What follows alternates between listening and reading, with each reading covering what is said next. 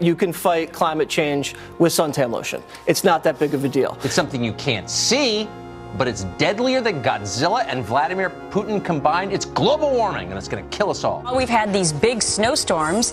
The federal government, the Obama administration, talking about creating a new federal office to study global warming. There is no man-made climate change. There is nothing we can do to stop whatever the weather is going to do. We can't make it warmer, we can't make it colder. There is no, I don't believe climate change is real. I think this is global warming hysteria and alarmism. Where's the proof? These global warming claims have been debunked time and time again. The more carbon-based fuels you can introduce in the developing world, Africa, South America, Asia, the cleaner the environment gets. You have less people burning dung in their huts. Acting like the world is going to blow up in 12 years because we're emitting natural, or cows are farting somewhere, is the dumbest thing I've ever heard. The climate's been relatively stable. There's not any evidence that storms are out of control. All this stuff is made up. A number of studies now showing there has been no global warming over at least the last 10 years, and that the Earth is actually cooling now. Environmentalists are looking to rebrand their message. Claim the ice age is coming, we're going to melt, then neither of those predictions came true, so now it's about climate change. If it gets hot, cold, they can say, but they really want, this is all predicated on getting rid of capitalism, isn't it? The Earth rotates at 1,000 miles per hour, okay, 365 days of the year. We subject to feel climate changing a little bit,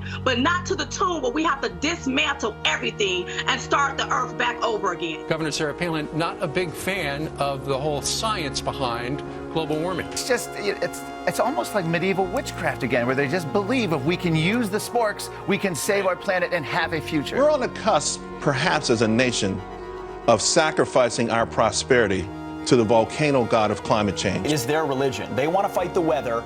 The rest of us want to deal with real threats that want to take away our freedoms. It's easier to believe in a benevolent God, the baby Jesus, than it is in some kind of theory about global warming. It's just easier, is it not? And if it was a real threat that the sea levels were going to rise, and why did the Obamas buy this nice $15 million mansion right on the coast of the Vineyard? Obama today announced that the United States is, quote, the second largest emitter, while suggesting climate change is a driving force behind terror. Put those two comments together, and you get the President of the United States literally blaming America for terrorism. If a polar bear dies, I don't feel bad. Honestly, I don't. Now you've done it. I don't. No, human beings, when temperature goes up, human beings live longer. It's literal lunacy and insanity that has become mainstream on that side of the aisle.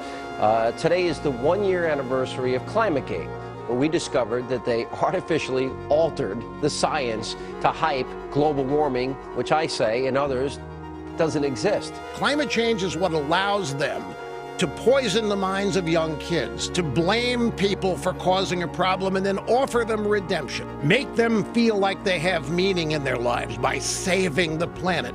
It's gotten to the point these people actually have convinced people that we can change the weather. Since more people were killed last year in the United States by illegal aliens than were killed by climate change, why do you think they are so focused on scaring us and telling us we're all going to die? Why do they need to tell us that when they don't know that? For every one scientist that says there is, I'll give you 10 scientists that said it's not man-made.